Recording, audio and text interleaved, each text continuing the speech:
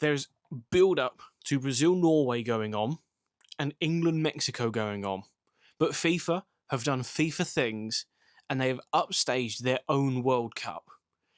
In the past half an hour to an hour, at the time of recording, FIFA have announced that Folarin Balogun's red card against Bosnia for the US men's national team has been suspended for 1 year, which means he is now allowed to play in their round of 16 game against Belgium.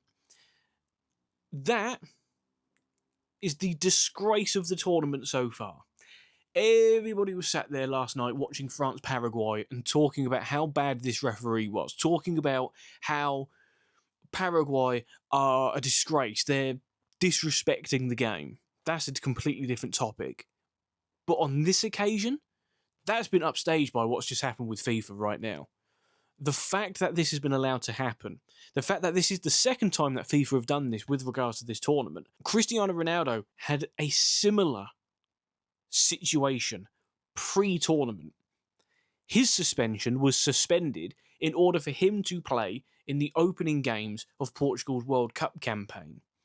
That then meant other players from other nations had the opportunity to have their suspensions suspended. Not rescinded though. FIFA are very clear that this hasn't been rescinded. It's still on his record because apparently that matters, but it just happens to be that the star striker for the US men's national team is being allowed to play in the biggest game the US men's national team has played in many, many years. Why is this a disgrace, you say? Maybe it was a red card. Maybe it wasn't a red card. Why is this a disgrace, you may say? Maybe they were right to do it. Maybe it's fair that a red card offence wasn't a red card. Maybe, actually, the FIFA have done the right thing by rescinding a wrong decision. Now, I hear that, and that's all about opinion. The opinion of it is that it wasn't a bad enough tackle to be a red card. That's fine. The still images make it look bad. If you didn't watch it at the time, like me, I didn't watch it live, so I didn't have that instant reaction to it.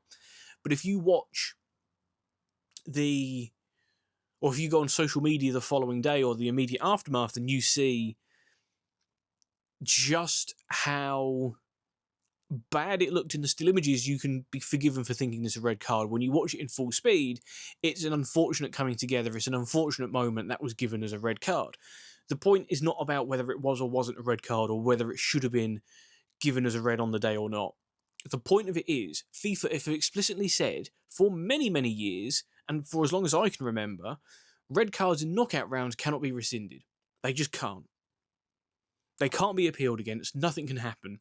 That's why the US Soccer Federation didn't appeal it, because they were under the impression that they didn't have any grounds to appeal it for those very reasons, until FIFA came along and decided, out of just, I'm sure, the goodness of their own heart and nothing else, that it's time to suspend the suspension, because the US men's national team couldn't possibly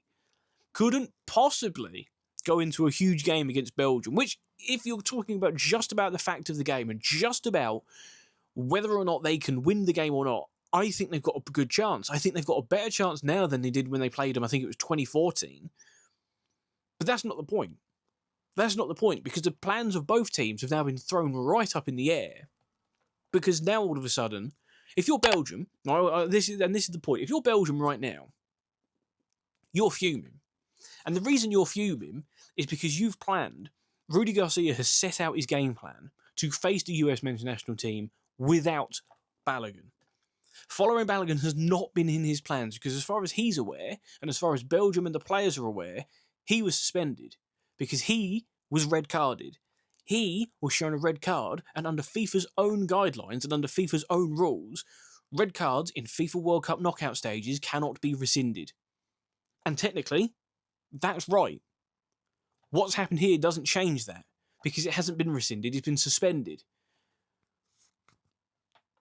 But why overturn it just now? Or, excuse me, not overturn it. Why suspend it now? Why, of all cases, of all times in World Cup history, Why now? Why is this the one to do it in? Because I don't understand it. Everyone has theories about it, but no one really knows why. President Trump has tweeted or posted on his Truth Social, "Thank you, FIFA, for doing what was right and reversing a great injustice. President, in all caps, Donald J. Trump." At this point, you've just got to shrug your shoulders. You've just got to shrug your shoulders because quite clearly, what FIFA are doing is they are manipulating their own tournament. They are manipulating their own tournament for views, for column inches, for as much attention as humanly possible. Would this, when people say, would this have happened to another player? Yes, because it has with Cristiano Ronaldo. Would this have happened if it was Lionel Messi? Yeah, probably. I mean, you saw the reaction to what happened when he didn't get sent off against Algeria. It was he had his studs on the calf of an opposition player. You can argue whether or not that's a red card, but we've seen that in many leagues across Europe be a red card. So you'd be forgiven for thinking that is a red card offence. The US men's national team are riding the crest of a wave. As part of my job at TalkSport, part of my job is to collect the footage we get sent, edit it up and post it. We've got a team of guys that are following the US men's national team around. They spend time in the camps and they spend time talking to fans, and there's a palatable excitement. They are excited about this team. They're excited about what Pochettino has produced. They're excited about the players. The US men's national team, Mexico and Canada, all made the knockout rounds of this tournament. One is out. At the time of recording, Mexico are due to play England. Who knows where that will go? But the US men's national team going far and doing well in this tournament is huge for this tournament. And FIFA know this.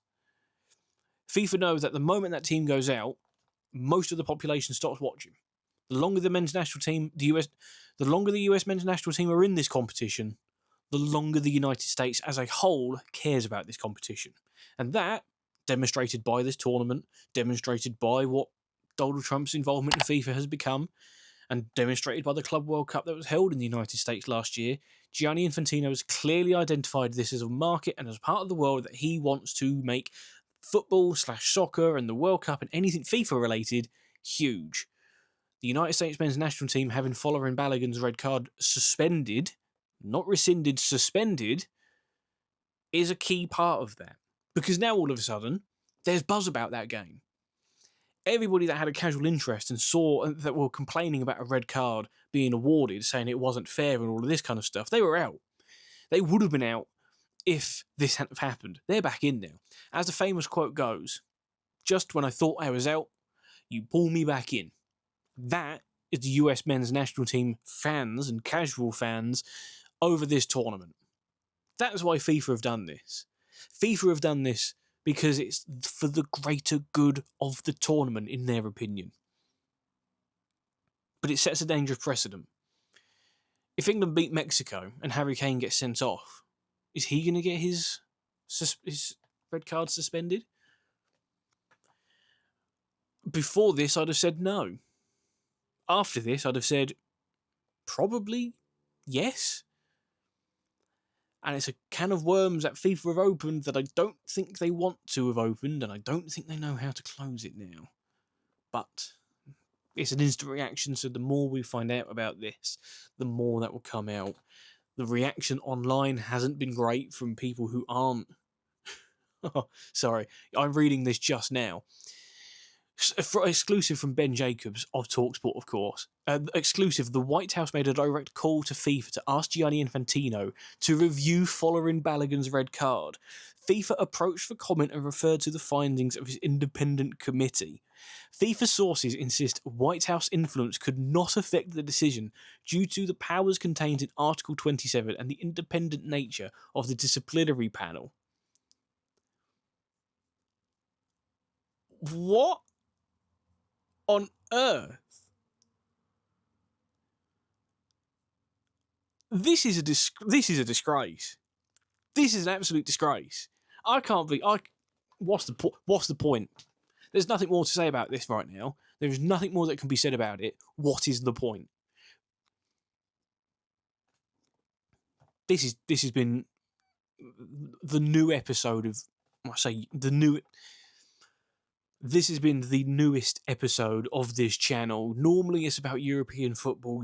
Normally it's about European players that are destined for big moves to big clubs. But for this occasion, I had to stop myself.